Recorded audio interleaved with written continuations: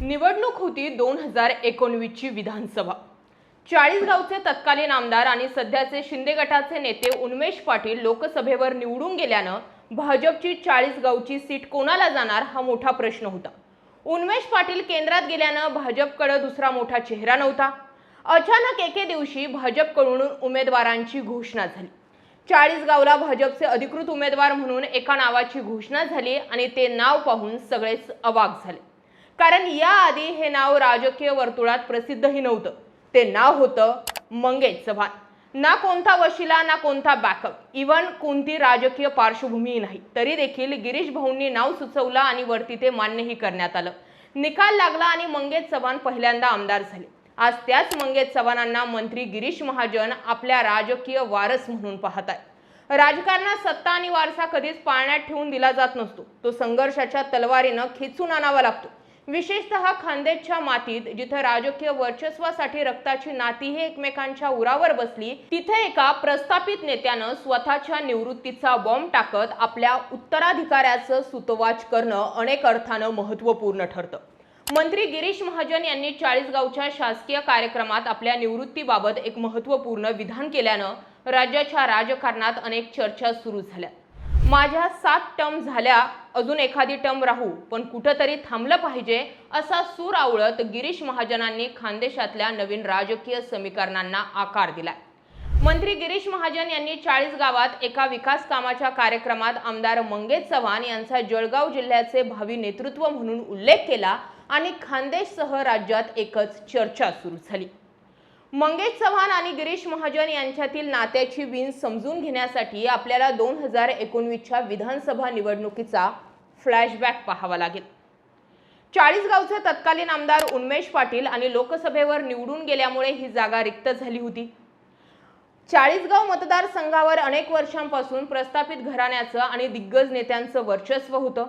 पक्षात उमेदवारीसाठी मोठी रस्सीखेच सुरू होती। अशा अत्यंत आव्हानात्मक परिस्थितीत गिरीश महाजन यांनी एका तरुण, आक्रमक पण राजकीय पार्श्वभूमी नसलेल्या मंगेश चव्हाण नावाच्या चेहऱ्यावर जुगार खेळला। अत्यंत विरोध आणि जुन्या जाणत्या नेत्यांचे दावे डावलून महाजनांनी चव्हाणांना तिकीट दिलं। महाजनांचा हा शब्द मंगेश चव्हाण यांच्यासाठी पूर्वरेषा ठरला।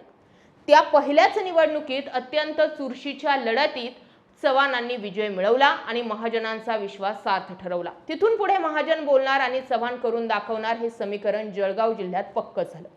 राजकारणात नुसती निष्ठा असून चालत नाही, तर नेत्याच्या पाठीशी संकट समयी खंबीरपणे उभं राहण्याची क्षमता असावी लागते।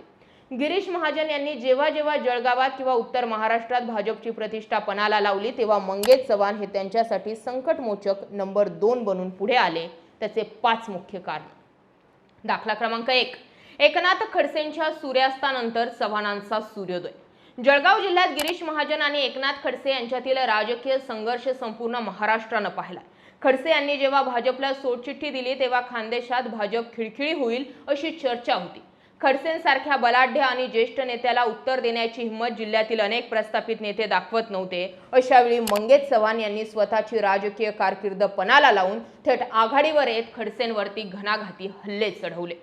महाजनांच्या खांद्याला खांदा लावून त्यांनी संपूर्ण जिल्ह्यात भाजपची पुन्हा नव्यानं पायाभरणी केली।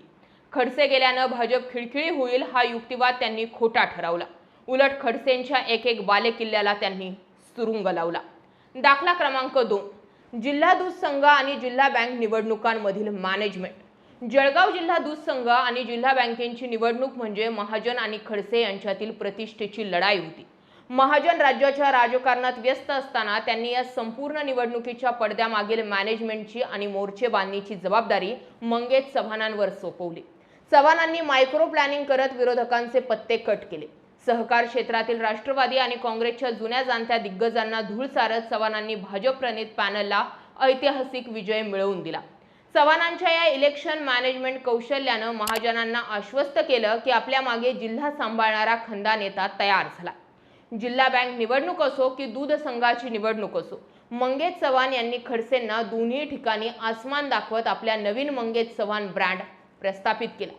दाखला क्रमांक 3, प्रशासकीय आणि संघटनात्मक पकड। गिरीश महाजन यांच्याकडे कॅबिनेट मंत्रीपद तसेच नाशिक कुंभमेळ्याचं नियोजन अशा अनेक मोठ्या जबाबदाऱ्या। अशा वेळी जळगाव जिल्ह्यातील अंतर्गत वाद मिटवणं, प्रशासकीय अधिकाऱ्यांवरती वचक ठेवणं आणि पक्षाच्या कार्यकर्त्यांची फळी जिवंत ठेवण्याचं पडद्यामागील काम चव्हाणांनी अत्यंत कौशल्याने केलंय. महाजनांचा दूत म्हणून काम करणाऱ्या चव्हाणांनी कधीही स्वतःचं वेगळं सत्ता केंद्र निर्माण करण्याचा प्रयत्न केला नाही. हीच गोष्ट महाजनांना सर्वाधिक भावल्याचं सांगण्यात येतं. दाखला क्रमांक 4, महायुतीतल्या मित्र पक्षांवरती कंट्रोल ठेवणं. मंगेश चव्हाण यांच्या आक्रमक कार्यशैलीचा आणि प्रशासकीय पकडीचा सर्वात मोठा फटका शेजारच्या पाचोरा भडगाव मतदारसंघाचे शिंदे गटाचे आमदार किशोर पाटील यांना बसला. महायुतीत एकत्र असूनही चाळीसगावच्या विकासाच्या घोडदौडीमुळे किशोर पाटील नेहमीच बॅकफुटवर राहिले. आमदार मंगेश चव्हाण यांनी आपल्या अफाट राजकीय वजनाचा वापर करून चाळीसगाव येथे अप्पर जिल्हाधिकारी कार्यालय आणि जिल्हा व सूत्र न्यायालय मंजूर करून आणलं. या एका निर्णयामुळे पाचोरा आणि भडगाव तालुके चाळीसगावच्या प्रशासकीय कार्यक्षेत्रात जोडले जाण्याची शक्यता निर्माण झाली आणि यामुळे संतापलेल्या किशोर पाटील यांनी थेट आमदारकी सोडण्याचा आणि आंदोलनाचा इशारा दिला. कारण त्यांच्या स्वतःच्या मतदारसंघातील जनता कामासाठी चाळीसगावला जाणार असल्यानं त्यांच्या राजकीय वर्चस्वाला धक्का पोहोचणार होता. किशोर पाटील यांनी जेव्हा या शासकीय कार्यालयाला विरोध केला तेव्हा मंगेश चव्हाण यांनी महायुतीचा मुलाहिजा न ठेवता चाळीसगावची जनता सुज्ञ आहे, हे पार्सल पाचोऱ्याला कसं पाठवायचं ते आम्हाला चांगलं ठाऊक आहे असं म्हणत थेट शिंदे गटालाच आव्हान दिलं. दाखला क्रमांक 5 महत्त्वाचा. जळगाव मनपा निवडणुकीत किंगमेकरची भूमिका. गिरीश महाजन यांनी मंगेश चव्हाणांवरती केवळ ग्रामीण भागाचीच नव्हे तर जळगाव शहराच्या मुख्य सत्तेचीही धुरा कशी सोपवली याचं उत्तम उदाहरण म्हणजे जळगाव महानगरपालिका निवडणूक. जळगाव महानगरपालिकेसाठी महाजनांनी आपली प्रतिष्ठापनाला लावली. या निवडणुकीत जळगाव शहराचे भाजप आमदार सुरेश भोळे यांच्यासह प्रस्थापित भाजप नेत्यांना आणि त्यांच्या समर्थकांना बाजूला ठेवत महाजनांनी थेट ग्रामीण भागातील आमदार मंगेश चव्हाण यांच्याकडे निवडणूक प्रभारी पदाची सूत्र सोपवली होती. हा निर्णय धक्कादायक होता, पण चव्हाणांच्या मॅनेजमेंटवर महाजनांचा विश्वास होता. चव्हाणांनी शहरात ठाण मांडलं. प्रत्येक प्रभागातील गणिते स्वतः हाताळली आणि तिकीट वाटपापासून ते प्रचाराच्या रणनीतीपर्यंत महाजनांचा अंतिम शब्द जमिनीवर उतरवला. जळगाव मनपाच्या या रणसंग्रामात चव्हाणांनी पक्षांतर्गत नाराजी चोखपणे दाबून ठेवली आणि विरोधकांचे बालेकिल्ले ढासळवले. या निवडणुकीनं सिद्ध केलं की चव्हाण केवळ चाळीसगावपुरते मर्यादित नसून संपूर्ण जिल्ह्याच्या शहरी आणि ग्रामीण राजकारणाला नियंत्रित करणारा किंगमेकर बनले. या निवडणुकीत मंत्री गुलाबराव पाटील यांनी शिंदे गटाला जास्त जागा देण्याची मागणी करत भाजपला अडचणीत आणलं होतं. परंतु मंगेश चव्हाण यांनी त्यांची नाराजी दूर करत भाजपसह शिंदे गटाच्या महायुतीला एक हाती विजय मिळवून देत आपलं नेतृत्व सिद्ध केलं. चाळीसगावच्या सभेत बोलताना महाजनांनी म्हटलं होतं की सुरुवातीला कमी मताधिक्यानं जिंकलेल्या चव्हाणांच्या कामाचा वेग पाहून आजच आम्हाला त्यांचा हेवा वाटतोय. महाजनांना चव्हाणांमध्ये जिल्ह्याचा भावी नेता दिसल्याची भावना ही उद्याची सत्ता केंद्र बदलाची नांदी असल्याचं राजकीय विश्लेषक बोलून दाखवतात. पहिल्या निवडणुकीत अवघ्या 4,000च्या फरकानं जिंकलेल्या मंगेश चव्हाणांनी खचून न जाता चाळीसगाव मतदारसंघात रस्ते, सिंचन, कृषी आणि पायाभूत सुविधांसाठी कोट्यावधी रुपयांचा निधी आणला. परिणामी पुढच्या निवडणुकीत त्यांनी थेट 70,000हून अधिक विक्रमी मताधिक्य घेत विरोधकांचे डिपॉझिट जप्त केले होते. महाजनांप्रमाणे चव्हाण हे देखील पूर असो, दुष्काळ असो वा शेतकऱ्यांचे प्रश्न स्वतः जमिनीवर उतरून मदतीला धावून जातात. कन्नड घाटात आरटीओ अधिकारी ट्रक चालकांकडून पैसे उकळत असल्याचं स्ट्रिंग करताना मंगेश चव्हाणांनी स्वतः ट्रक चालक होऊन हा भ्रष्टाचार उघडकीस आणला होता. हे प्रकरण जेव्हा राज्यभर गाजलं होतं तेव्हा आपल्या भाषणात एकनाथ खडसेंचं नाव न घेता महाजनांनी त्यांना टोला लगावला होता. काहींना मरेपर्यंत मीच खुर्चीवर पाहिजे असं वाटत असतं, उठता बसता येत नसलं तरी पदं हवी असतात, पण आम्ही कुठंतरी थांबायला हवं, नव्या रक्ताला संधी दिली पाहिजे. या विधानातून महाजनांनी एकाच दगडात अनेक पक्षी मारले. मी सत्तेचा हपापलेला नेता नाही तर वेळेवर निवृत्ती घेणारा आणि नव्या पिढीला संधी देणारा एक मोठा मनाचा नेता असल्याचं महाजनांना यातून सांगायचं असू शकतं. दुसरीकडे भाजपच्या 75 वर्षांच्या अलिखित नियमाच्या चौकटीचा मान ठेवत आपण पक्षाच्या शिस्तीत बसणारे निष्ठावान आहोत हेही त्यांनी दाखवून दिल्याचं म्हटलं जातंय.